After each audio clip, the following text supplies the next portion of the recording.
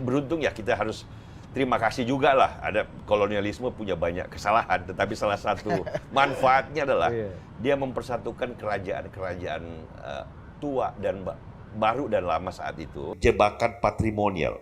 Patrimonial itu adalah ini negara punya gua, kayak keluarga gua, kayak sepupu gua. Ini semuanya adalah pemilik negara. Itu yang merusak negara modern. Hatta walaupun mementingkan ide dan buku, akhirnya lebih penting manusia. Hanya kecil. Humanity, jangan lupa itu syahir. It's humanism, it's humanity. Dulu orang baik karena kekuasaan jadi tergoda untuk menjadi illiberal. Itu yang terjadi pada Orban dan itu yang terjadi pada Putin. Putin setelah Yeltsin dianggap sebagai reformis ekonomi.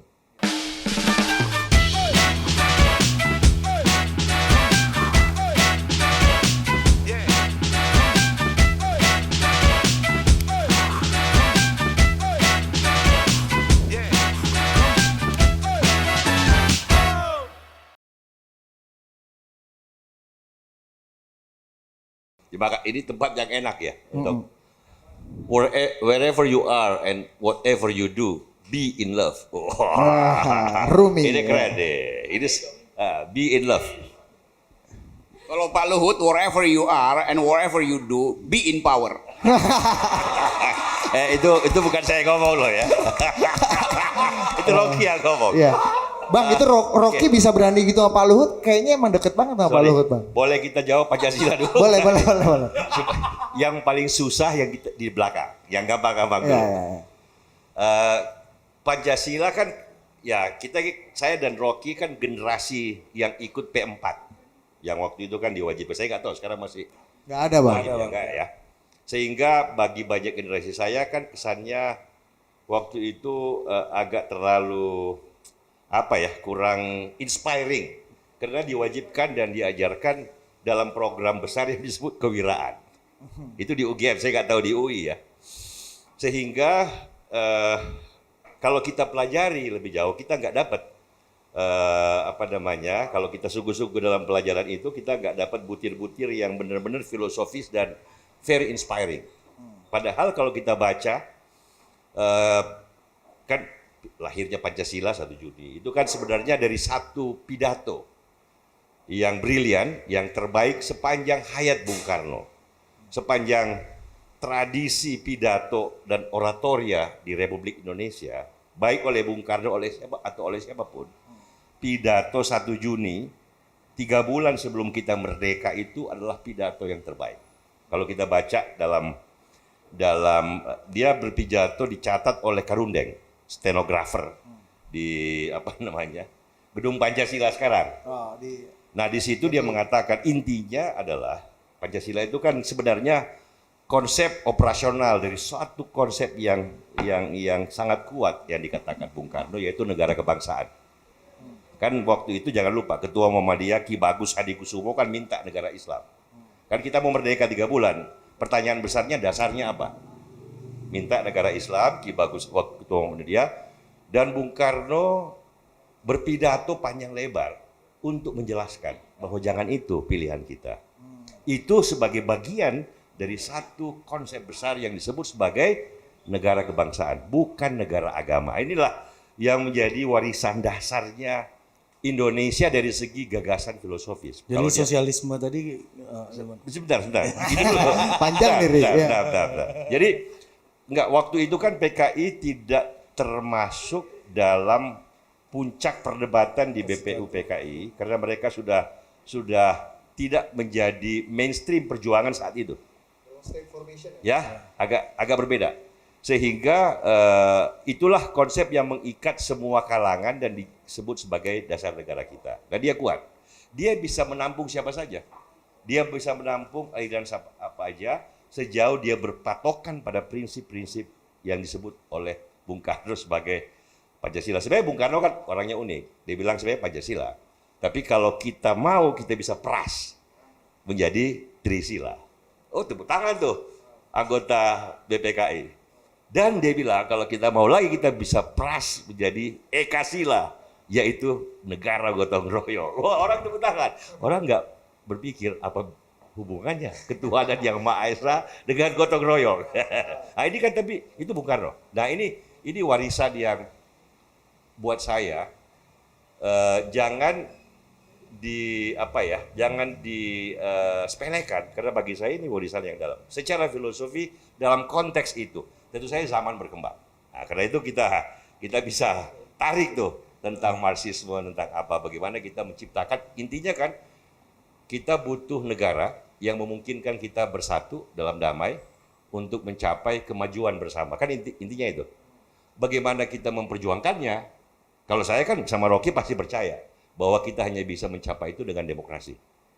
Kalau syukur-syukur ada pembangunan ekonomi yang berkelanjutan. Dan bagi saya kira Rocky juga setuju bahwa jalannya hanya dengan ekonomi pasar. Perdebatannya degree, bukan substance. Rocky pasti nggak akan bilang, ini tadi kita kembali ke komunisme, ke Marxisme. Banyak orang nggak mengerti. Yang disebut dengan Marxisme pada intinya adalah penghapusan hak milik. Anda tidak mungkin menjadi Marxis kalau tidak mau memperjuangkan penghapusan hak milik. Oke? Itu prinsipal ya, Pak? Itu prinsipal namanya Marxisme. Kalau kita bicara sosial demokrasi, it's a different thing. Tapi kalau Anda bicara Marxisme, Anda belum mengerti Marxisme kalau tidak mengerti bahwa bagi Marx, pemilikan pribadi adalah fondasinya peradaban kapitalis yang destruktif. Oke? Karena itu, dia sebagai sebuah program ekonomi, program sosial politik gagal. Karena dia bertentangan dengan the nature of society and the nature of dynamism. Oke, kita bisa berdebat tuh. Tetapi bukti sejarah mengatakan itu. Lain kalau Anda berkata bahwa kita mau reformasi kapitalisme, demokrasi terjadi, kita mau pakai apa yang kita sebut sebagai ekonomi sosial demokrasi. Bagi saya, kalau kita mampu seperti Swedia, kenapa tidak? Dalam pengertian tadi, relatively equal, demokrasi dan kebebasan terjaga, masyarakatnya stabil. Sekarang zamannya otokrat. Dari Putin, Masuk kita masuk ya. Masuk nih, Pak. Xi Jinping, terakhir baru menang tuh, Fidesz. Erdogan. Erdogan di Turki. Ya. Banyak orang 10 tahun terakhir dengan Xi Jinping, dengan Putin mengatakan bahwa otokrasi lebih bagus ketimbang demokrasi. Putin di post komunis kapitalisme, di Cina post Mao kapitalisme, tetapi otokrasi. Kalau kita lihat sekarang, alternatif otokrasi yang diberikan oleh Putin itu kan penuh dengan tragedi. Kalau kita lihat sekarang apa yang terjadi di Cina, kita nggak mau banyak orang sakit. Tapi ingat nggak waktu pandemi awal Cina gembar-gembor bahwa pemerintahan cara Cina mampu mengatasi pandemi dengan jauh lebih efektif ketimbang negara demokrasi. Sekarang kita negara demokrasi, sudah bisa diskusi bebas kayak gini, coba Anda ke Shanghai, 25 juta orang lockdown. Nggak boleh nyari makan sendiri, harus dikasih makan oleh pemerintah. Nah, alternatif otokrasi terhadap demokrasi problematik, dan di Rusia dan Ukraina ternyata tragis. Karena itu, bagi saya, ini kan banyak anak muda nih, barangkali pengantar diskusi adalah bahwa warisan kita yang paling bagus, Pancasila, kita kembangkan dengan demokratisasi dan dengan pertumbuhan ekonomi yang cepat dan relatif equal. Nah, terakhir, kalau mau pesan besarnya dari segi epistemic community, kalau mengerti 30 tahun terakhir ini kan kena Didit undang saya, Bang, kita bicara paradigma demokrasi secara paradigmatik 30 tahun terakhir mulai dari Fukuyama. Ya. Nah, ini waktu saya mahasiswa sama Rocky kan, begitu mau selesai ini ada tulisan bagus namanya Francis Fukuyama. 30 tahun terakhir ada 3 buku yang Anda harus baca untuk mengerti apa yang terjadi. Ini anak-anak muda nih, sebagian besar kan aktivis, mahasiswa, pengagum Rocky. 3 buku terbaik yang perlu dibaca oleh setiap aktivis. Pengagum atau penyayang? Penyayang. In love. Rumi. In power tapi terakhir. Jadi tiga buku terbaik menjelaskan 30 tahun terakhir setelah runtuhnya komunisme. Yang pertama Fukuyama. Yang kedua Huntington, buku Huntington. Yang ketiga yang tidak banyak orang tahu dan tidak banyak orang kenal, karena ini scholar of international politics. Kira-kira penerus Henry Kissinger. namanya Robert Kagan. Dia nulis series of books, terakhir terbit 2 tahun lalu, The Jungle Grows Back. Kalau Fukuyama berkata bahwa runtuhnya Uni Soviet membuktikan bahwa tidak ada lagi alternatif terhadap kapitalisme liberal atau kapitalisme demokrasi. Pertarungan gagasan kiri dan kanan berakhir dengan menangnya ide liberal. Itulah evolusi terakhir dari pertarungan ideologi dalam kerangka Hegelian. Itu Fukuyama. Yang kedua Huntington. Huntington keliru dalam melihat bahwa ini masalahnya agama dan pos agama. Tetapi yang dia mau katakan bahwa kalau Fukuyama bilang rasionalitas yang menang, individu yang rasional dan kepentingan diri yang menang. Huntington berkata no. Yang menang adalah perasaan kebersamaan dan identitas bersama. Kalau dia kan salahnya karena seolah-olah identitas itu agama aja. Peradaban itu dasarnya agama. No, peradaban bukan cuma agama. Mungkin agama tapi bisa yang lain. Nah itu, tetapi poin dari Huntington adalah bahwa bukan Fukuyama keliru, bukan rasionalitas, bukan self-interest, bukan dynamic master and slave, tetapi dynamic of togetherness, di mana identity of togetherness itu orang hitam, orang putih, orang Eropa, orang Islam, orang Kristen, itu identity. Itu yang menang, kata. Dan itu yang menjadi sumber konflik dan pergolakan dunia post-komunisme. Itu dua tuh. Yang terakhir, Robert Kagan. Robert Kagan bilang Huntington sama Fukuyama orang pintar, orang hebat. Cuma mereka nggak mengerti the reality of power. Soviet kalah, power dynamics. Amerika, liberalisme, hak-hak asasi manusia, hukum-hukum dasar yang menghargai kebebasan, itu tidak dijamin oleh langit.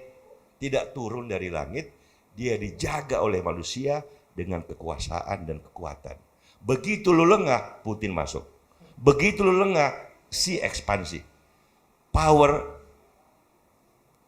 breeds power, vacuum abhors power. Jadi lu jangan salah Fukuyama sama Huntington. Karena ada hegemoni Amerika yang relatif benign, bukan imperialis, tetapi membela ide-ide kebebasan. A reluctant imperialist kalau kata si Kagan. Hegemon yang ragu-ragu. Tetapi karena dia kuat, dia menjaga Eropa. Jerman yang agresor. 2 perang loh. Perang Dunia Pertama, kedua dia agresor. Menjadi tame, menjadi domesticated, menjadi demokratis, kaya raya, pasifis. Jepang sama juga, kita dijajah Jepang, lebih kejam lagi. Agresi. Tetapi setelah Amerika masuk, MacArthur masuk, mengusulkan konstitusi baru Jepang, Jepang berubah menjadi negara demokratis yang pasifis. Power plays. Jangan salah loh, dia bilang. The Jungle Grows Back, ini buku judulnya. Kenapa? Setelah Soviet runtuh, kata Robert Kagan, Amerika hampir kayak tahun 30-an. Balik kembali ke negerinya malah milih orang kayak Trump. NATO, brengsek. Malah dekatnya ke Kim Jong-un. Ini nggak jelas nih hegemonnya. Makanya the contenders for power jadi penting. Makanya Xi jadi berani, Xi Jinping, makanya Putin jadi berani. Karena lo penguasa yang reluctant, yang masuk kembali ke hati lo, seperti tahun 30. Tahun 30, Amerika kan menang Perang Dunia Pertama, Inggris menang. Tetapi karena mereka menjadi isolasionis, ingat sejarahnya kan, kalau belajar sejarah, maka Jerman kembali bangkit, Hitler kembali menang orang seperti dia dan kemudian menyebabkan Perang Dunia Kedua. Nah, dia bilang hati-hati loh. Lo jangan bilang liberalisme, lo jangan bilang identity.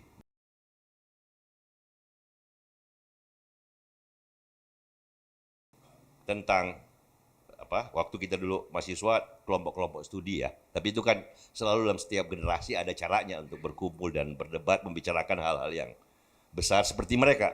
Ini contoh yang sangat bagus, kekuasaan diapit oleh tokoh intelektual ada ceritanya, mau saya kasih cerita dikit. Boleh, intermezzo ya. boleh, menarik, Jadi, menarik. Sejarah kan Iya. bagus, inspiring. Bung Karno dibuang waktu muda kan 8 tahun total lah ya ke ND, kemudian Bengkulu kan. Kalau mereka berdua 6 tahun di Banda Nera. Yang paling lama sebenarnya Dr. Cipto Mangunkusumo, 12 tahun di Banda Nera. Itu yang paling lama. Dari segi founding fathers yang dibuang. Nah, Hatta waktu dibuang dan Syahrir dibuang ke Banda Nera, begitu Jepang masuk kan mereka dibawa pakai Catalina untuk pergi untuk jangan sampai dilindungi lah ya. Nah, pada saat mau naik kapal, Syahrir bawa anak kecil, ya Om Des Alwi, ya. Tetapi nggak cukup tempatnya karena Hatta bawa buku. Oke? Syahrir marah. Tak, ngapain lu bawa buku? Manusia yang lebih penting. Hatta gelundel, marah-marah. Ya deh. Kenapa dia pertahankan bukunya?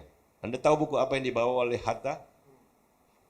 Buku-buku tentang sejarah Yunani dan filsafat Yunani yang dia bawa sejak Bovendigul. Kan dia di Banda Nera dipindah dulu dari Bovendigul. Dan dia mulai menulis sejarah pemikiran Yunani yang Anda bisa baca bukunya setelah. Yang Jadi buku itu diturunkan dari pesawat, ya, diturunkan dari pesawat. Akhirnya anak kecil yang dibawa, Hatta walaupun mementingkan ide dan buku, akhirnya lebih penting manusia. Anak kecil. Humanity, jangan lupa itu Syahrir. It's humanism, it's humanity. Tetapi Hatta nggak putus asa. Dia cari, kemudian dikirimkan kembali bukunya dan akhirnya dia berhasil menulis bukunya sejarah pemikiran Yunani. Jadi itu ada humanity, ada pentingnya. Mereka adalah generasi yang tumbuh. Bung Karno tidak bisa berpidato sebagus itu melahirkan Pancasila di BPUPKI. Rapat terpenting dalam sejarah Indonesia adalah rapat itu. Oke? Kalau dia bukan seorang yang seperti kata Rocky, suka berdialog dengan buku, dengan dirinya sendiri, dengan teman-temannya. Jadi saya kira hal itu hal yang sangat penting dan kita setuju bahwa ide-ide pada akhirnya yang menentukan. Oke, demokrasi ada macam-macam ya kelengkapannya. Ada sebuah buku yang bagus yang menjelaskan kenapa Fidesz di Hungaria bisa menjadi illiberal. Viktor Orban dulu kan kayak saya sama Rocky, aktivis mahasiswa, kayak Budiman Sujatmiko, dan liberal. Dia yang termasuk memimpin perlawanan rezim sebelumnya yang post komunis yang otoriter. Kemudian dia berkembang menjadi pengikut Putin, pengagum Putin dan illiberal. Pak Rocky. Dan kata Anne Applebaum, seorang penulis Amerika, wartawan The Atlantic yang ahli berbahasa Rusia dan mengamati Eropa Timur setelah jatuhnya Soviet, dia bilang problemnya adalah kaum intelektual, ya istilah lama ya, pengkhianatan kaum intelektual, kaum pemikir lapisan elit yang mestinya menjadi pembela gigih demokrasi dengan ide-ide mereka, itu menjual diri mereka kepada Viktor Orban yang berubah. Setelah power reveals, seorang yang berkuasa bisa berubah. Dulu orang baik karena kekuasaan jadi tergoda untuk menjadi illiberal. Itu yang terjadi pada Orban dan itu yang terjadi pada Putin. Putin setelah Yeltsin dianggap sebagai reformis ekonomi. Oke? Setelah Yeltsin, dia bukan seorang demokrat, tapi dia reformis. Yeltsin kan Anda ingat pemabuk kacau, tapi dia memilih Putin waktu itu dan Putin dianggap seorang reformis. Tetapi setelah 10 tahun dia sukses, waktu itu Anda pasti ingat istilah BRICS. Brasil, Rusia, India, China. Dia dianggap sukses 10 tahun. Kemudian dia tergoda.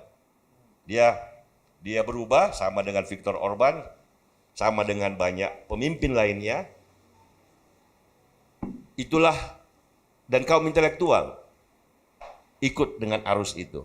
Nah, yang membanggakan dengan kita, dengan penuh kepedihan kepada Ade Armando, yang membanggakan pada demokrasi Indonesia sekarang, apapun yang terjadi, tetapi kaum intelektual, civil society, mahasiswa, wartawan, itu manakala dibutuhkan tampil bersuara keras, membela prinsip-prinsip demokrasi. Belum tentu orangnya sependapat dengan saya dalam berbagai hal lainnya. Tetapi dalam warisan terpenting, reformasi, kan kita generasi ini kan generasi pertama yang memperjuangkan Indonesia merdeka, jalan emas, jembatan emas bagi kemajuan bersama. Kan pada saat-saat yang menentukan, dan bagi saya 2 bulan terakhir adalah the biggest challenge of Indonesian democracy after the New Order. 2 bulan terakhir. 2 bulan terakhir. Dan karena itu saya begitu senang melihat bahwa respon berbagai kalangan yang lahir dari proses panjang reformasi ternyata loyal kepada prinsip-prinsip dasar. Sekali lagi belum tentu saya setuju dengan pendapat teman-teman yang bersuara itu untuk hal yang berbeda. Yang berkhianat juga tidak sedikit kan Bang? Pasti selalu begitu kan, kita nggak mungkin monolitik kan. Tetapi kekayaan keragaman Indonesia ini salah satu kunci kekuatan kita rasanya ya. Kalau di Hungaria tidak terjadi, malah sebagian besar orang berpendapat larut di dalam kekuasaan. Kalau kita kan masih imbang-imbang lah Bang. bahkan Rocky kalau kita tidak mau lihat masuk ke dalam kan? bukti bahwa Rocky masih bisa terus-menerus mengkritik hampir tiap hari, itu kan membuktikan kekayaan dan kekuatan demokrasi Indonesia. Demikian pula yang lainnya. Begitu banyak dosen, begitu banyak wartawan, begitu banyak kemarin mahasiswa. Nah ini harus bagi saya wajib kita jaga bersama. Kalau bisa kita pertajam dari segi ide-idenya. Tetapi ini modal yang bagus, karena Indonesia kan nggak bisa cuma satu orang, satu generasi, satu angkatan. Ini kan demokrasi tidak pernah selesai. Amerika setelah lebih 2 abad, toh masih bisa punya orang seperti Trump. Oke, setelah lebih 2 abad, kita toh baru 3 dekade demokrasi. Jadi pasti akan banyak problem, pasti akan banyak tantangan terhadap demokrasi itu. Karena itu kita rawat bareng-bareng.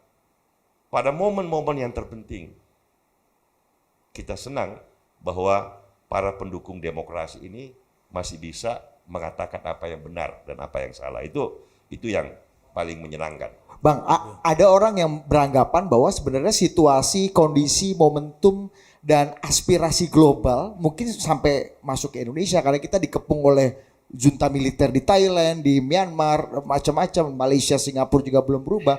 Memang kebutuhannya itu akan kebutuhan orang-orang seperti ya Putin, ya, orang seperti yang Erdogan. dikatakan Robert Kagan 10 tahun terakhir kan. Tetapi dia juga barusan menulis, dan saya kira Fukuyama juga menulis, Farid Zakaria juga menulis, Ya. mudah-mudahan Ukraina ini jadi momentum baru. Ya. Kalau kemarin 10 tahun itu momentum illiberal demokrasi Ya. atau otoritarian kapitalisme, maka sekarang mudah-mudahan orang tersadar bahwa kalau kalian mendukung otokrasi, lihat aja apa yang terjadi pada Putin. Dia rusak masyarakat Rusianya sendiri. Ya. Pertumbuhan ekonomi Rusia 10 tahun yang sukses tahun 2000-an, setelah tahun 2011 kan dia 3 periode, 4 periode, 5 periode kan. Kemudian dia dari presiden, menteri presiden lagi. Kemudian mau jadi presiden sampai 2036. Dan pertumbuhan ekonomi Rusia yang 10 tahun dianggap brilian, itu kemudian tidak terjadi lagi. Dan dia beruntung ada minyak dan gas. Tetapi otokrasi yang lahir karena minyak dan gas, sifatnya sama aja. Sama Saddam Hussein, sama dengan otokrat di Timur Tengah atau otokrat di Amerika Latin yang hanya bisa membangun dengan minyak dan gas. Saudi aja udah buka Sama. K-pop Bang sekarang Bang. Nah, karena itu Fukuyama bilang, Robert Kagan bilang, lihat apa yang terjadi dengan otokrasi yang terakhir. Apakah itu menjadi alternatif bagi demokrasi?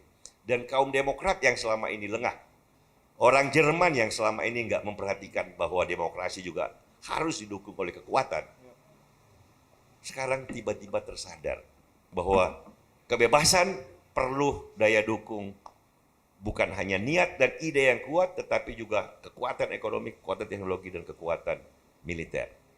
Ini yang mudah-mudahan membuat momentum baru. Karena kesalahan Putin, karena tragedi di Ukraina. Nah ini yang kita harapkan bahwa Indonesia bisa memilih di jalur yang tepat. Ini Bung Hatta nih, dulu bilang mendayung di antara 2 karang.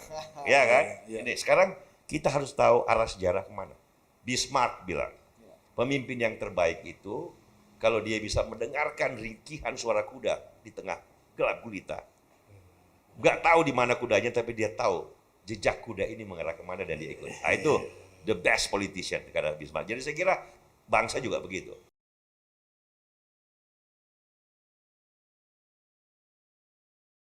memang harus ada pembagian kerja dalam menjaga, ini kan semangatnya kan menjaga demokrasi ya. Baik partai politik yang esensial dalam roda organisasi sehari-hari maupun civil society yang berada di luar struktur dasarnya demokrasi yang bekerja secara politik. Itu kan hasil perjuangan panjang yang kalau dalam studi ilmu politiknya waktu zaman saya dengan Rocky itu tumbuhnya kelas menengah Indonesia. Artinya diasumsikan bahwa kelas ini tidak monolitik, dia punya power base di luar apa yang diberikan oleh negara. Karena itu dia bisa relatif independen. Partai sebagian masuk dalam negara, sebagian perwakilan di luar negara. Dia menjadi mediator antara civil society dengan the state. Nah, itu kira-kira gambaran besarnya lah kenapa partai penting, civil society penting. Fukuyama waktu menulis bukunya, dan dia sering mengatakan bahwa kelemahan saya, dia kan setelah itu kan dia menulis dua buku yang sangat bagus tentang tumbuhnya negara, sejarah perkembangan negara, evolusi negara kan. Setelah Trust, dia nulis Trust kan setelah buku yang The End of History and the Last Man. Jadi dia bilang kelemahan saya, dan saya kira dia betul, dan ini sebenarnya poinnya Kagan, Robert Kagan, tapi international politics ya.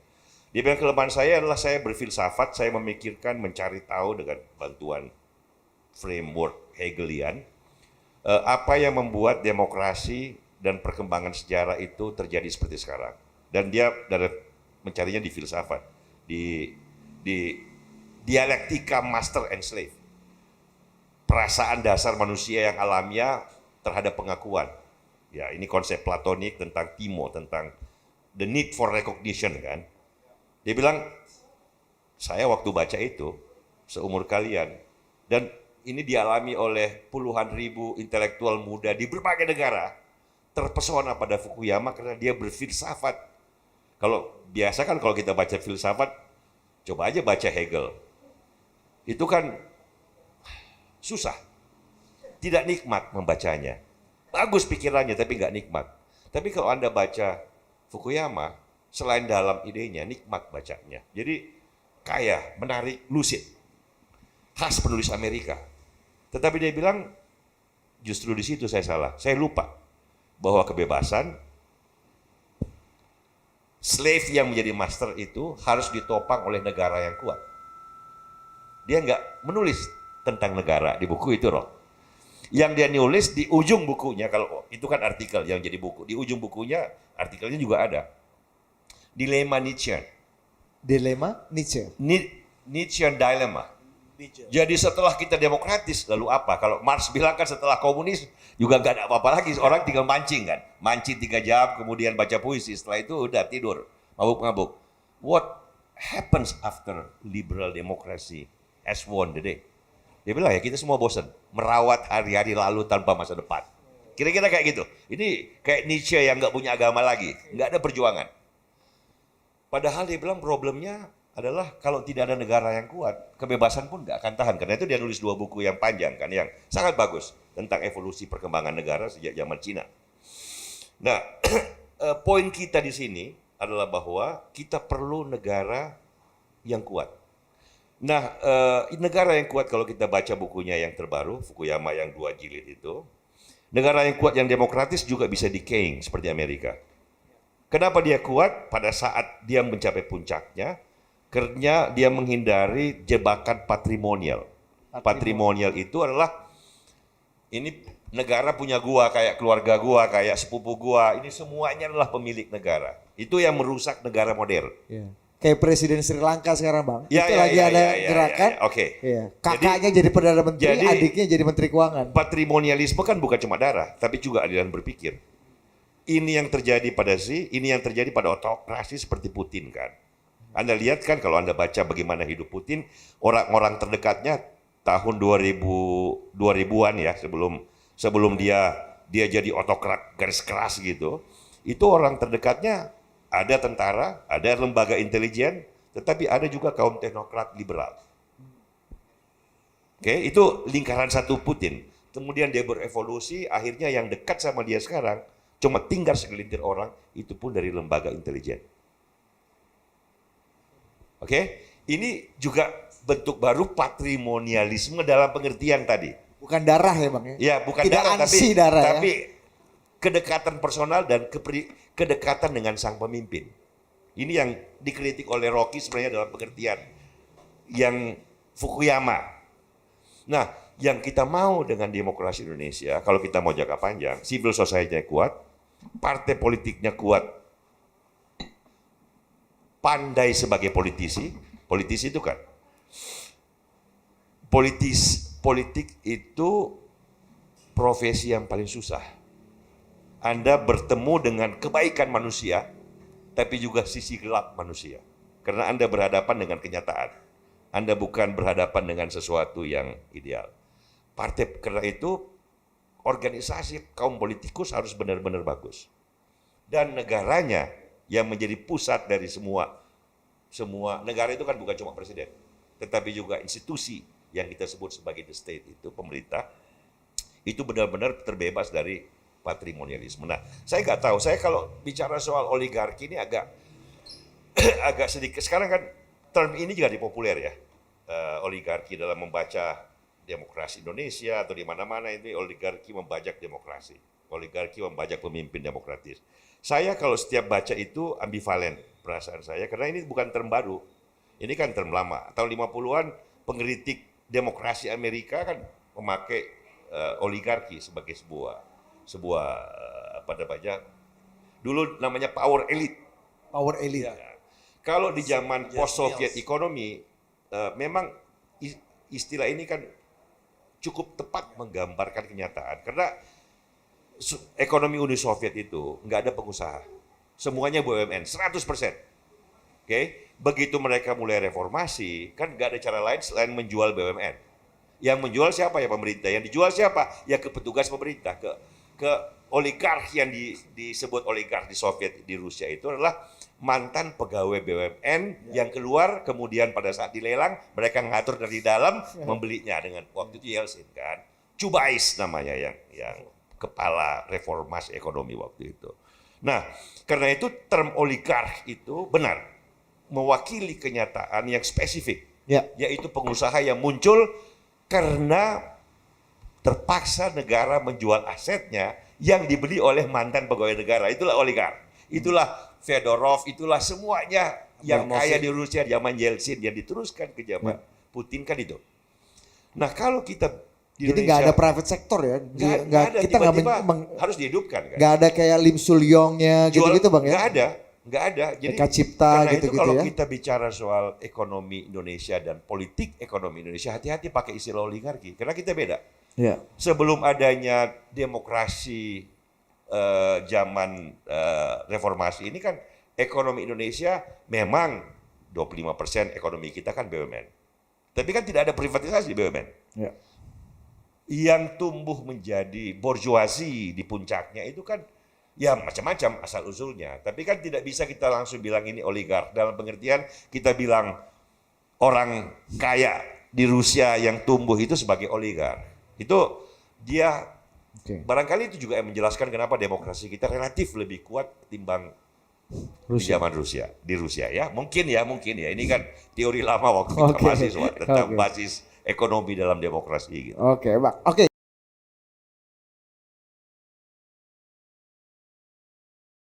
Coba jawab pertanyaan dari judul diskusi kita.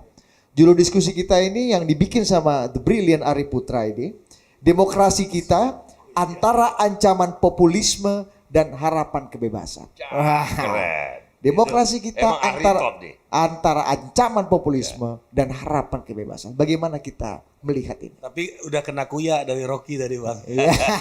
Kalau dia yang paling bagus menjelaskan populisme. Kan kalau ancaman populisme kan ini yang dalam berbagai literatur terakhir dianggap sebagai ancaman terbesar ya. Populisme itu kan bisa di kiri, bisa di kanan. Yang terbaru sekarang baru kemarin tuh di Perancis. Macron kan lawan Marine Le Pen. Kalau yang 5 tahun lalu Macron menang putaran kedua 63-33 37, ya, 5 tahun lalu. Nah, survei lagi. Tetapi kan dari hasil pertama kemarin kan sudah tergambar. Surveinya untuk yang final round, yang ronde kedua ini nanti katanya tipis-tipis.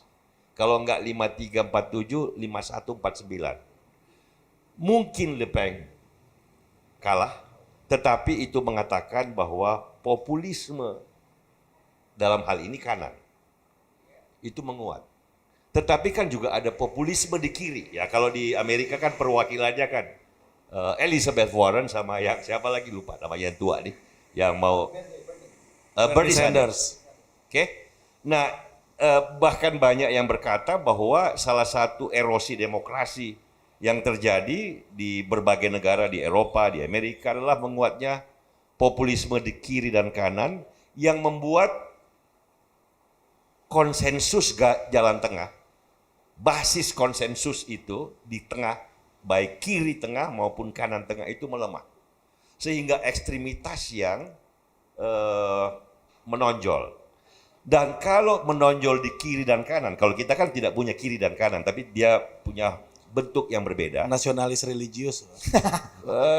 Mungkin nggak juga, tapi nanti kita bicara kembali. Tapi lihat dulu dari segi perkembangan demokrasi umumnya dalam literatur ya, pendapat para ahli tentang ini, yaitu bahwa populisme di kiri dan kanan membuat Bill Clinton itu kan politisi garis tengah, oke? Obama itu politisi garis tengah. Sebenarnya George H. Bush dan George W. Bush adalah representasi politisi di Republikan kanan tapi tradisi tengah. Oke? Reagan sebenarnya tengah dalam pengertian pembelaan terhadap ide kebebasan dan dia mengembalikan apa yang dia anggap kirinya terlalu jauh ke tengah. Ke tengah dalam pengertian Lincolnian kapitalisme dan demokrasi, ya. Kan pahlawannya Ronald Reagan adalah Abraham Lincoln. Jadi itu yang membuat problematika demokratisasi demokrasi di negara-negara yang sudah selama ini matang menjadi tererosi. Nah, bagaimana dengan kita? Tadi pertanyaan Ari kan itu. Kalau kita lihat sejarah kita, tadi kan dia bilang religius sama nasionalis. Pidato Bung Karno Pancasila kan sebenarnya mencari jembatan antara itu.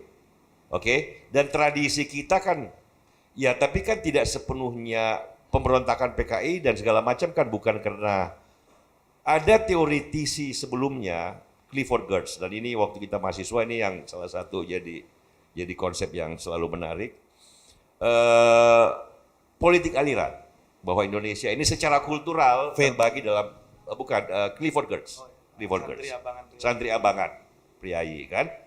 Tetapi kan kalau kita lihat dan partai-partainya waktu pemilu tahun 55 itu kan mencerminkan pembagian ini kan. Yang nomor 1 PNI, nomor 2 Masyumi, nomor 3 NU, nomor 4 PKI. Kalau dianggap PKI mewakili kaum sekuler atau nasionalis, ya dia benar lah. Tapi kan tidak segampang itu, ada lebih kompleksitas sedikit mendampingkan PNI dengan PKI. Tapi untuk sementara itu. Nah, kalau kita anggap itu adalah kiri kanannya Indonesia, ya. Maka kalau kita berkata bahwa populisme di kedua belah pihak, artinya mereka yang ekstrim, mereka yang radikal, mereka yang tidak, pokoknya justru saya melihat kok, misalnya Partai Islam ya, kan orang bisa bilang bahwa sebenarnya santrinisasi terjadi, Clifford Geertz sudah selesai, kenapa menangnya santri, dan kan bisa dilihat dari segi cara berpakaian dan cara representasi diri. Tetapi kalau kita lihat jumlah suara yang dikumpulkan oleh partai-partai yang memakai Islam sebagai political identity itu berkurang over time. Kalau di zaman itu kan berimbang. Pak Syumi nomor 1, tapi kan PNI nomor 1, tapi kan nomor 2, nomor 3-nya Mas Syumi dan NU. Jadi, tapi kalau sekarang 3 besar kan didominasi bukan partai yang merepresentasikan secara eksplisit. Jadi secara popular culture, yes kita bisa bilang santrinisasi. Tetapi real politics yang sebaliknya terjadi. Saya curiga bahwa ini karena basis tengahnya Indonesia kuat. Bahwa pemilu 2019 orang bilang terbelah, saya kok nggak merasa terbelah. Saya sama Rocky kan berdebat mewakili kubu berbeda, tapi kita nggak terbelah tuh. Dia Kita epistemic senang-senang community liberal di sisi yang lain, ya kan? Jadi bagi saya ini yang saya curiga bahwa pada saat Bung Karno mengatakan Pancasila, ini kan kita kembali. Dia tidak menganggap dirinya perwakilan kaum nasionalis. Bagi dia itulah Indonesia. Masa mengambang kali, Bang. Lain lagi pengertian masa mengambang, tapi ada sesuatu pada Indonesia dan saya belum tahu jawaban pastinya pada kebinekaan kita yang menjadi salah satu fondasi yang bagus bagi demokrasi. Pluralisme kita ini nggak mungkin dikontrol, bisa tapi susah dikontrol oleh satu penguasa pusat. Harto dulu berhasil, Bang. Ya kan dari tragedi besar yang hanya bisa dengan cara itulah kalau Anda mau dengan perputaran sejarah yang berdarah. Ya. Kalau dengan cara yang biasa-biasa, Indonesia terlalu beragam, terlalu mengakar kemajumukan untuk dikontrol oleh satu pikiran. Kira-kira kayak itu ya. Selalu ada, saya kan orang Bugis, dia tradisi dari Sulawesi Utara ya. Kalau dia masih ingat tradisi Sulawesi Utara. Anak ya Menteng kan? dia, Bang. Dia lebih bangga sebagai anak Menteng Ya tahu. Tapi kan ada Rocky Gerung, jangan lupa nama Gerung itu kan nama yang khas. Intinya adalah kita sudah terbiasa dalam perbedaan dan itu rahmat yang harus terus kita jaga. Gitulah kira-kira.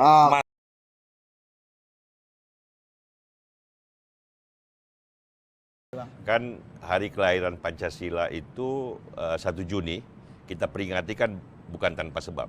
Artinya secara kronologi peristiwa kan pada 1 Juni lah Bung Karno berpidato yang dianggap pidato itulah sumber dari lahirnya Pancasila karena pidatonya sendiri menjelaskan kenapa Pancasila perlu dan pidato ini menanggapi langsung pada saat itu Ketua PP Muhammadiyah Ki Bagus Hadikusumo saat itu.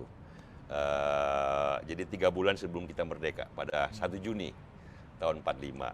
Sidang BPUPKI ini, Bang, ya? Sidang BPUPKI. Jadi kan Jepang kan kita minta merdeka dan Jepang oke, Perang Dunia Kedua sudah selesai kan. Di ujung selesai. Ya. Indonesia kelihatannya akan merdeka. Karena itu tetapi pertanyaannya sebelum merdeka adalah negara yang kita bentuk ini selain namanya, benderanya, dasarnya apa?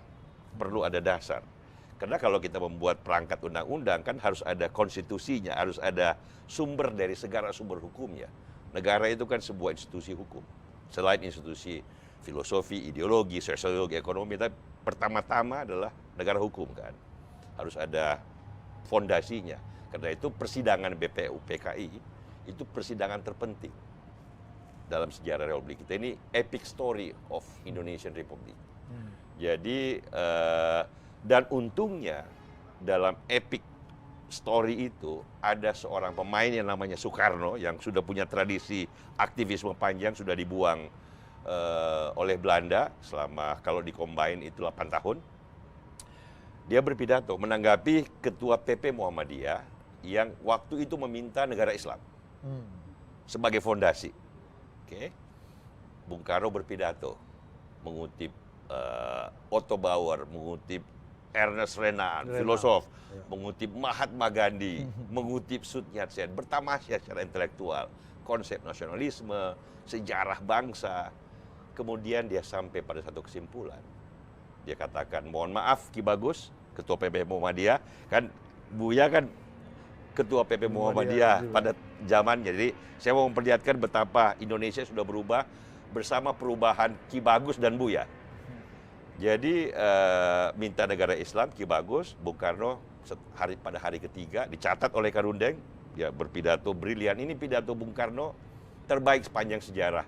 Pidato Bung Karno. Bung Karno kan orator. Versi siapa, Bang? Versi Rizal Maharani.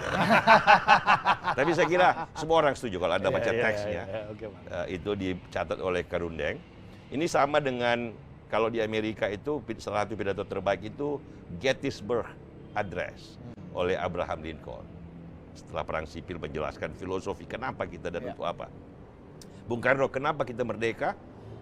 Kenapa kita bernegara? Apa dasarnya negara? Dia sampai pada Pancasila, tapi itu kan Ya. bagian yang paling ujung. Tetapi pada saat menjelaskan kepada Ki Bagus, intinya adalah Ki Bagus dan orang-orang lain yang ada orang, di ya, dalam itu kan BPUPKI, perwakilan dalam Islam, sidang, ya. perwakilan Ambon, macam-macam Indonesia, Ya. tokoh-tokoh masyarakat Indonesia dikumpulkan di Gedung Pejambon, Gedung Pancasila, Ya. berpidato. Intinya adalah bahwa semua agama kita hormati, tetapi negara kita bersama ini jangan negara agama, tetapi negara kebangsaan. Nah, itu yang paling sumbangan dia yang paling penting. Dia mengutip macam-macam ungkapan Latin dari Alexander Dumas. Satu untuk semua, semua untuk satu. Ya. One for all for one. One for all for one. Buku 3 Musketeers, Iya. dikutip sama Bung Karno. Iya. Untuk ini persuasi, kan, Persuasi, nggak bisa dipaksain nih orang-orang tokoh-tokoh Islam yang terkemuka, yang terhormat. Mereka bagian terbesar Dan ini para intelektual juga, para Bang, ya? intelektual Orang-orang juga. yang makan sekolah. Bung Karno dan bilang makan- secara praktis di sini ada Pak Maramis dari Manado, ada dari Ambon, ada dari Manado, ada yang Islam, ada yang Cina, ada yang Kristen. Kalau kita bikin negara Islam, mereka secara prinsipil excluded. Karena itu kita bikin negara kebangsaan di mana kalau mau berjuang di jalur agama silahkan, tapi kita harus bangun persatuan hati. Wah, itu istilah Bung Karno. Satu buat semua, semua buat satu. One for all for one. Alexander Dumas. Ini ungkapan Latin tuh yang dia ungkapkan. Nah, Ki Bagus dikasih argumen seperti itu kan, akhirnya menerima. Dan kemudian pada saat kemerdekaan, pada saat kita bikin konstitusi kan ini jadi piagam Jakarta yang mereka ini panjang cerita, tapi sampai tahun 50 dibubarkan konstitusi. Tapi intinya adalah begini, bahwa Buya almarhum yang telah berpulang beberapa yang lalu, bahwa beliau adalah ketua PP Muhammadiyah dan salah satu pembela paling gigih pada zamannya prinsip kebinekaan yang disemangati oleh Pancasila itu memperlihatkan bahwa Indonesia berkembang dengan menyenangkan. Pada saat kita baru mau merdeka menjadi problem, tahun 50 jadi problem, jangan lupa ada 2 problem terbesar Indonesia setelah merdeka. Satu pemberontakan atas nama agama, satu pemberontakan atas nama daerah. Oke, kalau kita mau bikin apapun, kata Bung Karno kan kemerdekaan jembatan emas. Tetapi untuk itu kita harus punya negara dulu, nation building, nation state. Kalau negara ini masih contested, masih dipertentangkan, orang masih berontak waktu zaman pemberontakan daerah, setengah Indonesia tidak di bawah kontrol Jakarta. Jangan lupa, pernah satu waktu. Jadi nggak mungkin membangun pendidikan, nggak mungkin membangun ekonomi kalau negaranya sendiri belum beres. Dan fondasinya itu Pancasila masih dipertanyakan. Nah, pada saat yang kita lihat pada Buya itu semua sudah selesai. Artinya Indonesia tahun 45 dan pada akhir hidup Buya dan pada zaman kita sekarang, kita harus bersyukur bahwa riwayat cerita epik Indonesia yang dimulai 3 bulan sebelum kita merdeka itu menyusun fondasi selesai ada tahap-tahapnya. Tahun 50 ada zaman Orde Baru. Orde Baru juga selesai tetapi dengan koersi.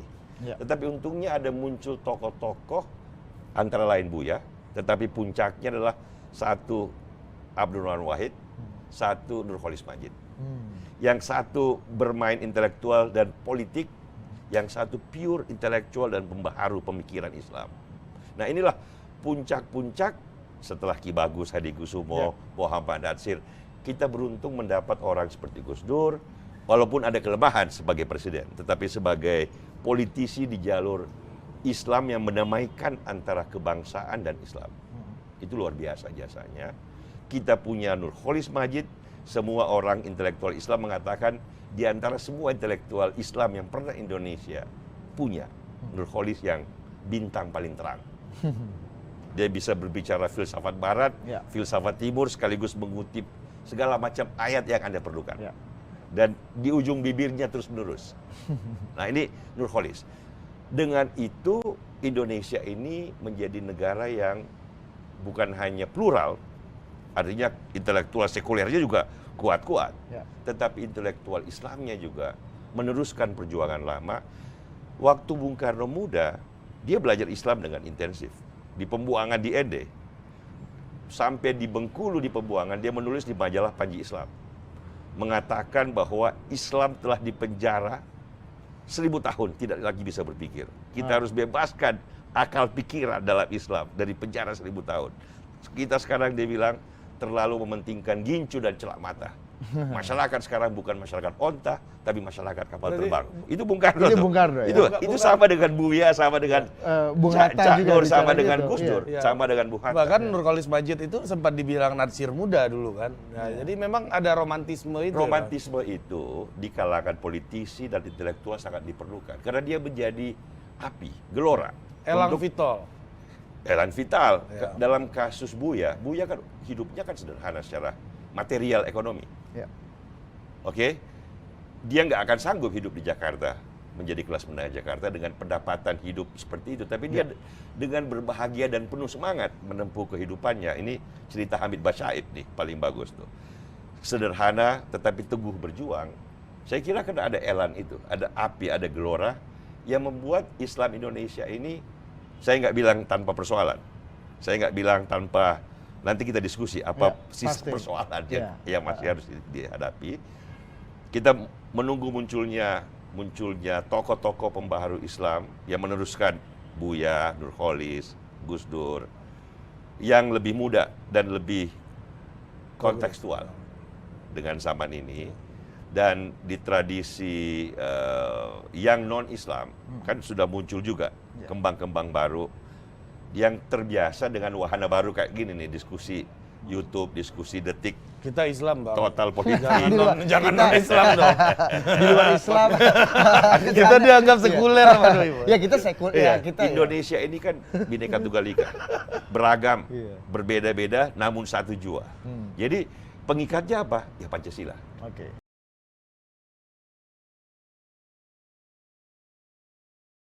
Beruntung ya kita harus terima kasih juga lah, ada kolonialisme punya banyak kesalahan, tetapi salah satu manfaatnya adalah Iya. dia mempersatukan kerajaan-kerajaan tua dan baru dan lama saat itu. Ya kan ada yang muncul 500 tahun sebelumnya, ada yang muncul mati. Ini kan serpian-serpian pulau dan kerajaan-kerajaan tradisional. Dan itu hanya dipersatukan oleh pertama VOC. Tetapi kemudian state formation kita memang agak telat. Dalam pengertian bagaimana Belanda melakukan modernisasi itu kan awal abad 20. Secara pemerintahan dia baru disatukan pada tahun 1905 dengan deklarasi pendek para raja untuk menyerahkan kedaulatan kepada Belanda. Dan baru dimulai politik etis awal abad 20. Ya. Tadi dia nyinggung soal India. India itu VOC-nya India, British. kan VOC dibangun, Inggris bereaksi membentuk VOC-nya sendiri. Iya. Ya, perusahaan British dagang. East Indian Company. Ya, East Indian Company ya, Indian Company. Ya, Nah, British Indian Company itu dibentuk untuk reaksi supaya mereka tidak kalah oleh Belanda di Asia dan di Afrika. Jadi, nah VOC-nya mereka bubarkan tahun 1857 setelah pemberontakan Sepoy. Kemudian mereka pimpin langsung dari Westminster. Oke, dengan Viceroy, Gubernur Jenderal kalau dikitakan. Jadi dia mulai pada abad ke 19. pertengahan 19 dan mengganti bahasa Parsi, Hindi, Sanskrit, Bahasa Inggris. bahasa pendidikan dan administrasi bahasa Inggris. Oke. Oke, jadi dia mulai 60-70 tahun lebih awal ketimbang Indonesia. Pada saat kita merdeka, universitas dan sekolah-sekolah berbahasa Inggris di India sudah ribuan. Oke, jadi tetapi kita beruntung bahwa orang seperti Bung Hatta, Bung Syarif, Cipto sekolah di Belanda, pulang membawa ide baru. Bung Karno membaca buku-buku Belanda, buku-buku Prancis. Jadi pengaruh ide-ide yang bersifat universal, yang tidak hanya partikular, Bugis, Padang, Jawa, itu merasuk di kalangan generasi yang kemudian melakukan membidani lahirnya Republik Indonesia. Kita beruntung karena ada juga Perang Dunia Kedua ya. Ini kan Jepang kalah, sebelumnya Belanda kalah, dihajar sama Jepang. Jadi ada vacuum of power yang besar, di mana generasi yang dibuang kemudian kembali dan memimpin proses kemerdekaan karena hanya mereka yang punya legitimasi. pentingnya Bung Karno di situ kan, dia dibuang, dia segala macam. Kalau kita berkumpul di BPU PKI, Iya. siapa yang harus memimpin kita? Itu kan kalau Anda baca sejarah di berbagai negara berkembang, misalnya di Timur Tengah, yang tidak punya lapisan kepemimpinan perjuangan sebagaimana di kita dan di India, ada Nehru, Iya, iya. Gandhi itu kan sekolahnya di Inggris, terus merantau ke Afrika Selatan, balik ke India. Kita beruntung punya itu. Banyak negara nggak punya lapisan itu, sehingga pada saat mereka bilang kita mau merdeka, mereka berantem. Perang sipil nggak pernah berhenti. Karena tidak ada yang punya legitimasi. Ya. Bung Karno kan sudah dibuang 8 tahun. Ya. Cipto Mangunkusumo 12 tahun. Bung Hatta ke Bovendigul, Bung Syarif. Mereka semua di mata rakyat waktu dia mencari pemimpin. Langsung dianggap that is the leader yang sudah membaca Alexander Dumas. Yang sudah membaca Benar. Otto Bauer. Iya. Yang sudah membaca Marx. Jadi mereka tidak lagi partikular. Tapi manusia-manusia universal yang mengadopsi gagasan modern waktu itu, yaitu apa? Nasionalisme, sosialisme. Ada juga marxisme, Iya. tetapi yang paling dominan adalah, nah, relevan Islam. Kenapa? Bung Karno tiba-tiba bertemu dengan kenyataan bahwa setengah dari kita ini pengen negara Islam. Tiba-tiba dia sadar, tapi dia bukan lagi Bung Karno muda di pembuangan. Dia Bung Karno yang sudah matang 44 tahun. Dia bilang kita nggak bisa mengubah dulu Islamnya, baru kita merdeka. Tetapi kita serap dalam negara kebangsaan yang sama. Nah, ini bagian dari persuasi ya, Bang? Persuasi. Ya. Persuasi. Narasi dengan narasi Ya, gagasan-gagasan ini Tadi kan dia bilang Ya. negara dengan ide. Ya. Amerika lahir dengan ide bahwa kalau Anda baca deklarasi kemerdekaan Ya. Amerika kan, bahwa manusia dilahirkan sama. Oke, hak untuk bahagia, hak Ya. untuk bebas, hak untuk mencari hidup adalah hak yang bersifat alamiah yang tidak boleh diganggu. Kita lahir dengan ide tentang kebersamaan, bagaimana menjembatani tensi antara nasionalisme dan agama. Bung Karno kan Nasakom, Ya. nasionalisme, Ya. agama, komunisme, komnya kita hilangkan. Karena komnya itu berontak terus, berontak terus. Tapi intinya kan itu, tensi antara bagaimana membentuk Indonesia modern, tetapi memasukkan elemen yang faktual, agama sangat kuat, masyarakat kita sangat religius, tetapi mau bergerak bersama menjadi bagian dari modernitas dan Republik Indonesia. Bukan problem, tetapi solusi pada Indonesia yang baru. Itu kan, itu dahsyat tuh secara pemikiran, dan itu harus dipahami sebagai sejarah kita yang mulia, sejarah kita yang, kita bukan bangsa tanpa filosofi, bukan bangsa tanpa ide yang kuat. Nah, dalam pengertian itu Bung Karno bilang digali dari bumi Indonesia, bukan bahwa kita sudah punya, itu tapi kita metafor mampu aja. belajar, itu metafor aja. Kita mampu menyerap surat kepercayaan gelanggang, anak-anak muda tahun 60-an. Kita ini anak-anak dunia. Oke? Kita putra-putri yang lahir dari dunia, manusia universal. Tetapi kita hidup di Indonesia, kita punya tradisi di Indonesia, kita bangga dengan Republik Indonesia. Bagaimana mendamaikan ini dengan aspirasi lokal yang sekarang kan dan termasuk juga aspirasi keislaman, Bang. Yang juga tetap kuat keislaman. kan di Jadi sini, kita kan? harus bisa menyerap semua itu, melangkah bersama. Yang paling penting kata Bung Karno, kita bergerak maju, jangan mundur ke belakang. Jangan mengulang sejarah pahit 1000 tahun Islam. Oke? Battle cry ini. Ya. Kita terpenjara oleh hal-hal di luar reason, membuat 1000 tahun kita mandek. Bangsa lain maju, kita tertinggal. Jangan sampai seperti itu. Kita bergerak maju. Bagaimana kita maju? Kita bicarakan bersama-sama. Ya, itu keren tuh. Menarik nih. Ada quotes, Dit. Apa tuh? If there is a will, There there is a way. There is a will, there is a way. Oke, ini menarik nih. Itu bagus.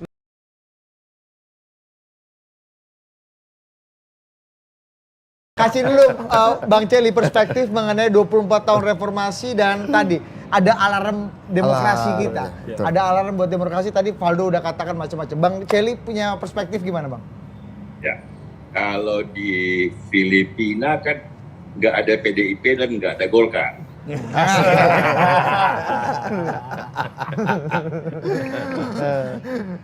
Itu memang itu Jadi- sos tadi. Satu hal kan, kalau kita lihat di situ kita bersyukur pada kelembagaan yang mendukung demokrasi, dan salah satu tanda demokrasi kita, Dit. Jadi itu di samping segala kelemahan partai-partai ini, ya, Golkar pasti banyak kelemahan, PDIP pasti banyak kelemahan, P3 banyak kelemahan, Dan partai-partai yang baru juga pastilah. Tetapi satu hal adalah bahwa mereka bisa bertahan dan mempertahankan status sebagai partai pendukung demokrasi yang bisa diandalkan sejauh ini. Memang ada beberapa sedikit riak dan gelora, tapi sejauh ini secara berkembang itu kita termasuk salah satu contoh yang paling terdepan lah. Memang kemarin waktu isu tentang 3 periode, kelanjutan presiden di luar jalur konstitusi, itu kan isunya jadi sangat berbahaya bagi demokrasi Indonesia jangka panjang. Tapi alhamdulillah kita bisa melewati tantangan seperti itu kan dengan baik, dan sekarang jadwal pemilunya tetap bertahan untuk 2024. Kalau kita lihat di Rusia misalnya, kita lihat di Cina, kita lihat di berbagai negara lain kan, isu yang seperti itulah yang membuat demokrasi gampang terkubur. Tapi kita mengalaminya mungkin 2-3 bulan, ada sedikit prahara, tapi kemudian kita semua sadar bahwa jangan tempuh cara itu, kita pertahankan demokrasi, dan itu sih kita patut syukuri saya kira. Kalau kita lihat sejarah, kan waktu saya sekolah kebetulan Budiman dan teman-teman jadi tokoh. Ya, waktu saya mahasiswa, Budiman juga sudah ikut-ikut. Budiman sudah ikut. Main ke kosannya dia. Jogja. Kita baru awal Anies juga ikut-ikut lah, baru tingkat 1, tingkat 2. Dan itu kegiatan utama aktivisme adalah lebih banyak diskusi. Memang kita pernah demonstrasi sekali 2 kali pada saat Tiananmen. Jadi waktu Deng Xiaoping menghentikan demonstrasi Tiananmen itu, kita ikut bersimpati, demokrasi kembang di UGM. Dan itu skalanya mungkin cuma 100-200 orang dan kita sudah merasa sangat heroik. Tetapi penuh dengan kecemasan. Waktu itu Intelnya lah, ininya lah, teman saya masuk penjara gara-gara jual stensil buku tentang pemikiran Marxisme. Nah itu kan sudah kayaknya sudah masa lampau banget buat kita, dan kita hasil mempertahankan kondisi kebebasan relatif ya.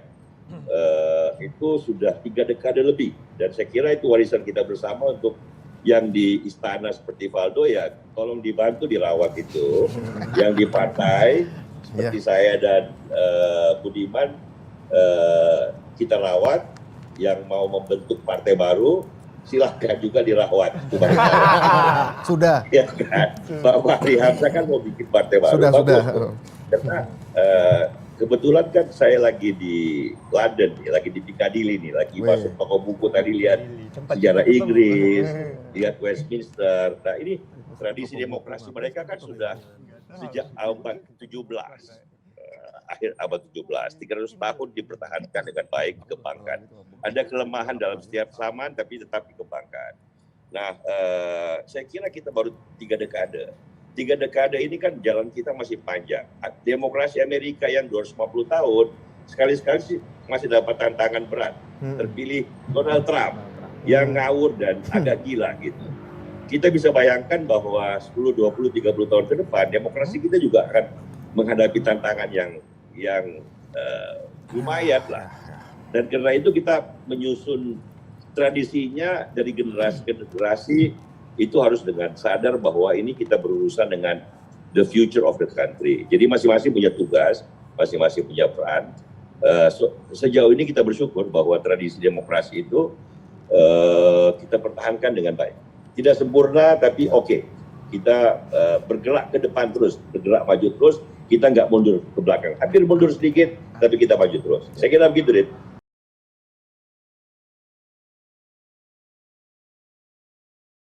Ini kan lebih menyangkut kepada kebudayaan populer Indonesia. Memang kalau kita kembali ke sejarah ya, ini kan Bung Karno. Salah satu kehebatan Bung Karno, dia penulis artikel koran yang populer. Dan bahasanya sangat bagus.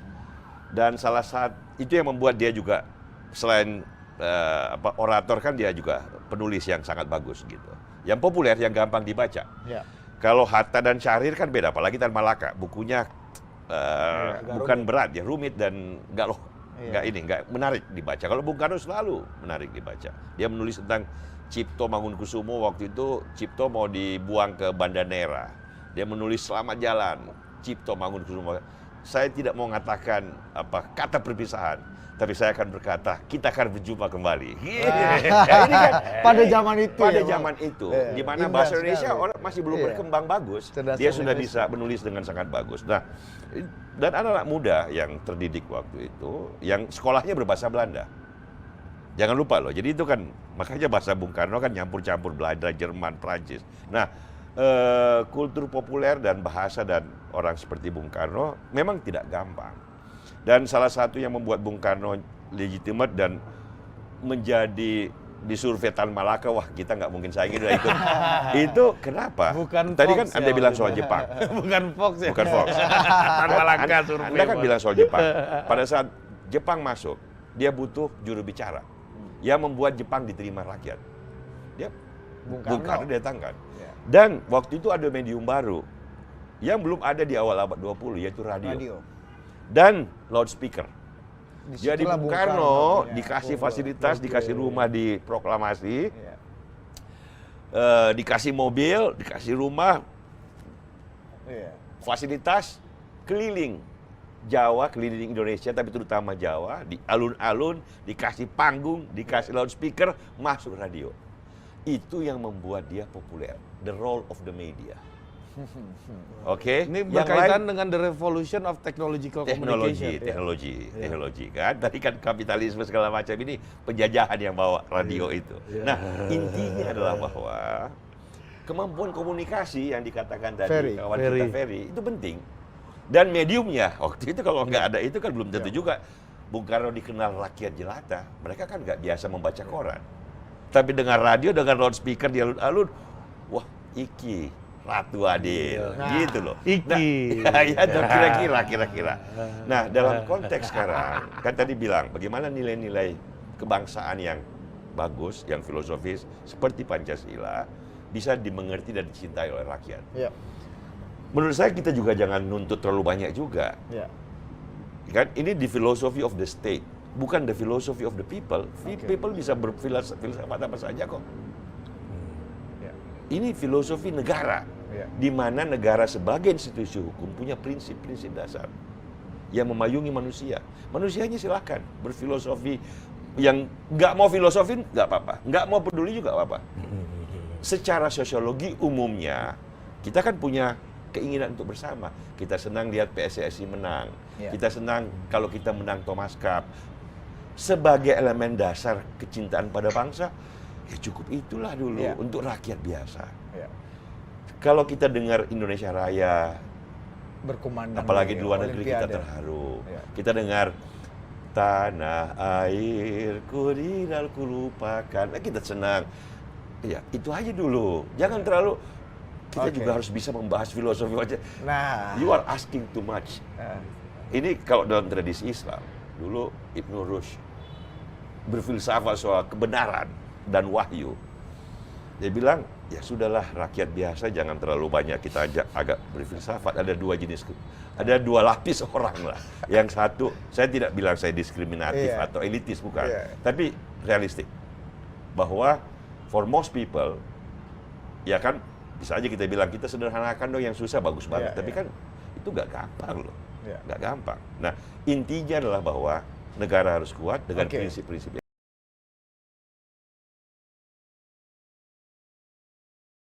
Boleh nggak? Persoalan semua ini kan kita bisa kasih contoh yang konkret. Gimana Bang? Kalau kita punya anak kecil, kita mau mengajarkan dia untuk jujur dan tidak mengambil barang milik kawannya. Kan? Kamu jangan mencuri atau mengambil pensil temanmu. Kan kita nggak usah bilang bahwa ini nggak sesuai dengan Pancasila. Betul kan? Kita bilang ada dua alasan. Kita ada bisa dua cara. Bagi yang percaya pada mengajarkan dengan metode agama, kan kita bilang kamu berdosa, dimarahin Tuhan, kamu melanggar ayat ini ayat itu. Itu cara paradigmatik agama. Tetapi yang tidak mau melihat secara kemanusiaan, dia akan berkata, perlakukan temanmu sebagaimana kau ingin diperlakukan. Ini Kantian. Kau mau nggak pulpenmu diambil temanmu begitu saja? Kita memanfaatkan baik agama maupun humanisme Kantian, memanfaatkan sense atau perasaan inherent manusia pada keadilan. dan pada simpati. Kalau Anda nonton film sedih, cenderung Anda nangis. Anda nonton lucu, Anda nggak kenal siapa yang main dan Anda tahu ini buat-buatan film, tapi Anda bisa terharu. Itu ada inherent quantity dalam manusia yang bersimpati. Ada yang juga jahat, ada tambah. Nah, dalam konteks itu kan tidak perlu kita eksploitasi Pancasila sebagai ini nggak sesuai Pancasila. Itu masalah hukum, masalah politik, payung negara. Kehidupan sehari-hari kita punya many sources of morality. Sekarang ada jebakan-jebakan untuk tadi nggak sih Bang? Menamakan Pancasila, merelevansikan Ya itu kan Pancasila. salahnya Orde Baru, salahnya kan ya zaman Bung Karno kan juga begitu kan. Nah kita harus tumbuh lebih matang, lebih menjadi individu manusia yang bertanggung jawab, otonomi, tetapi juga mencintai manusia lain. Tetapi kan matang dewasa. Dalam kerangka kebebasan bersama, jangan dipaksakan. Filosofi negara mau dikasih nyanyi lah apalah, cukup Indonesia Raya, cukup lagu Bagimu Negeri itu kan, dan dia tumbuh secara natural. Kalau ternyata ada pencipta lagu Pancasila kemudian orang ramai-ramai suka, disebarkan oleh adik-adik kita yang jago ini, ya biarin, bagus. Tetapi jangan kemudian lembaga tinggi negara bikin semua diputer. Akhirnya orang akan sinis. Orang akan melihat apa motifnya nih. Dia bukan tumbuh dari kekayaan kesusastraan kita. Kan kita kan itu nggak Pancasilais tuh.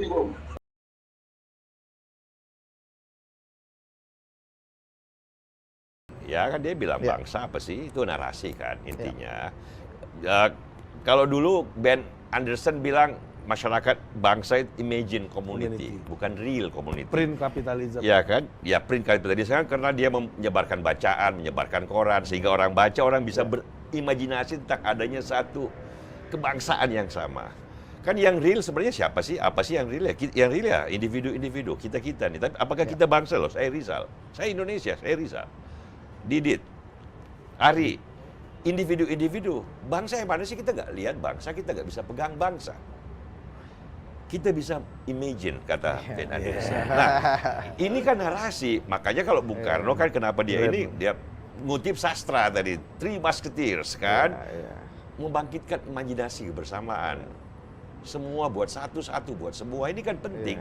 Jadi karena itu konten kreator tentu saja kita harus realistis juga. Ada tingkat-tingkat minat orang kan. Nggak bisa kita paksain semua yang serius-serius.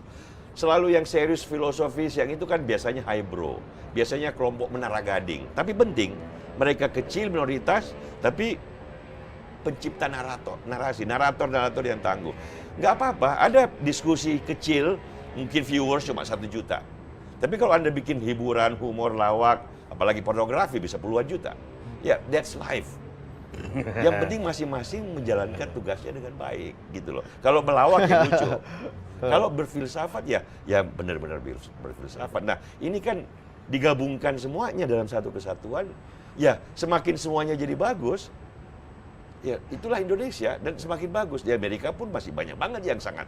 Dan orang yang paling banyak juga penonton film hiburan. Nah, kembali ke Pancasila terakhir Bang, untuk menutup dengan hikmah kebijaksanaan. Nah, gimana Bang? Nah, kan kalau kita lihat butir-butirnya, kemanusiaan, nggak usah terlalu doktriner tentang kemanusiaan, mengajarkannya secara keseharian yang gampang. Keadilan, membiasakan orang untuk adil. Membiasakan orang untuk, udah deh, lalu berantem melulu. Bisa kerjasama nggak? Dalam olahraga dilatih. Mengajarkan sesuatu yang mulia kan tidak dengan mengatakan ini mulia loh. Pertama orang tua berikan contoh. Kemudian kepada mereka yang masih muda, anak-anak, selain contoh ya, yang tadi meyakinkan mereka dalam kerangka yang mereka bisa pahami. Kamu mau nggak pulpenmu dicuri orang? Ada yang mengatakan kamu berdosa loh masuk neraka. Ada yang berkata bahwa kalau kamu digituin orang kamu mau nggak? Ini kan banyak cara menuju Roma, banyak cara untuk mengatakan kebenaran. Nah, ya sudah yang memang mau dengan cara berfilsafat silahkan. Yang mau dengan mass market boleh-boleh saja. Tetapi kita sadar bahwa ada kalanya memang filsafat Pancasila yang state filosofi ya tidak akan dimengerti banyak orang yang memang maunya yang tadi ngantri bahan bakar dan minyak goreng misalnya. BLT. Karena itu kebutuhan mereka. Bukan ngantri di Perpustakaan perpustakaan Freedom bukan Institute. Kita buka gratis kok, nggak bayar kok. Tapi pengunjungnya 50, 60. Coba buka apa gitu kan? Iya. Buka minyak goreng diskon. Nah, Atau itu konser langsung. apa Oh, gitu iya, kan. benar. Puluhan ribu, ratusan ribu. Dan that's life. Jangan Ya. dipaksakan. Ya. Itu yang penting, filosofi kebebasan. Itu yang mematangkan manusia. Ya. Oke, jadi saya kira pada dasarnya Pancasila itu bagus, state filosofi kita wujudkan dalam kenyataan. Sebenarnya dia akan terwujud, Mas. Keadilan, ya tentu saja kita bisa berdebat. Ini Indonesia belum adil. Nggak ada negara yang sudah adil. Tapi dia sebagai sebuah cita-cita. Tetapi kan cara kita masing-masing menuju ke sana. Gitu. Ini ya terlalu rumit untuk disampaikan dalam Iya. sebuah diskusi yang gampang. Tetapi kan Ya. jangan terlalu kecewa bahwa Pancasila belum membumi. Ya. Kita bersyukur kita sudah punya Pancasila. Kita Oke. bersyukur Indonesia sudah semakin maju, demokratis. Belum sempurna, masih banyak kemiskinan. Ya. Seperti kata tadi teman-teman kita, pemerataan segala macam. Ya. Tetapi kita sudah punya fondasi yang bagus untuk mencapai Indonesia yang lebih Dan baik. semua berjuang dengan cara masing-masing. Buya dengan intelektualisme dan aktivisme, Pak Amin Rais mungkin dan Gus Dur Ya. di intelektual, aktivisme dan juga Ya. politik. Cak Nur ada di intelektualisme, Kang Sobari dengan budaya, Budaya. poetiknya. Ya. Ini Bagus. semua punya caranya masing-masing. Ferry dengan Content content creator. creator, Konten kreator. Bang Celi dengan bangunan-bangunan perpustakaannya yang mencerdaskan Azrian orang. Agus dengan diplomasi gitu. Ah.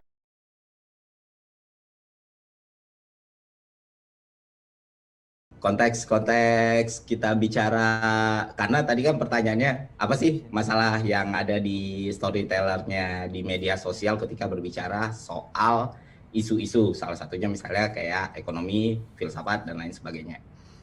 Nah, masalah yang perdebatan itu juga terkadang karena kan diskusi ruang publik itu kan membangun ya, banyak diskusi yang benar-benar sifatnya konstruktif gitu. Saya sendiri merasa senang ketika ada satu konten yang sudah misalnya saya buat di sosial media tentang kejatuhan Lehman Brothers lah, misalnya tahun 2008 itu. Dan yang mana kita bicara soal kredit default swap, kita bicara soal subprime mortgage dan lain sebagainya, dan itu benar-benar jangankan untuk masyarakat umum ya, yang udah sekolah ekonomi ataupun akuntansi gitu, itu perlu dipelajari lebih lanjut supaya paham.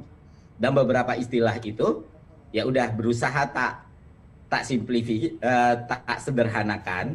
Dia membicarakan soal kejatuhan properti, membicarakan soal bagaimana seorang Michael Burry waktu itu berhasil menebak arah pasar, bisa menebak ada terjadi bubble properti nih di Amerika dengan penelitiannya yang melihat bahwa banyak sekali orang-orang yang sebenarnya belum punya kemampuan untuk beli rumah, tapi karena bank ini ingin memberikan kredit Semua market, makanya dikasihlah tuh kredit itu supaya dilihat bahwa pasar properti itu tinggi. Nah, saya menjelaskan hal tersebut. Kalau saya bicara soal kredit default swap, bagaimana seorang personal bisa melawan obligasi gitu kan, bisa bertaruh pada obligasi, terus bicara soal bagaimana Lehman Brothers jatuh dan pergerakan Wall Street saat itu, kita bedah satu-satu. Mungkin yang nonton atau yang berusaha untuk mencari tahu, mungkin sekitar nggak akan sebanyak ketika kita bicara soal yang lebih general. Artinya, saya selalu bilang di konten saya bukan konten edukasi, konten saya sangat-sangat mungkin salah dan sangat-sangat mungkin bisa didebat dan sangat-sangat butuh koreksi dari teman-teman yang lebih ngerti. Itu selalu disclaimer dalam setiap konten di YouTube yang saya buat. Dan syukurnya banyak orang yang lebih ngerti, itu akhirnya ngelihat konten itu dan menambahkan informasi-informasi yang belum bisa saya sampaikan di video. Artinya, sebenarnya dengan satu trigger di awal, orang-orang pada di tahun itu saya buat, orang-orang pada bilang, kenapa sih buat konten seberat ini di YouTube nggak bakal ada yang makan gitu. Ternyata rasa ingin tahu masyarakat itu tinggi di YouTube yang saya perhatikan ya, rasa ingin tahu masyarakat itu tinggi, tapi sayangnya supply mereka itu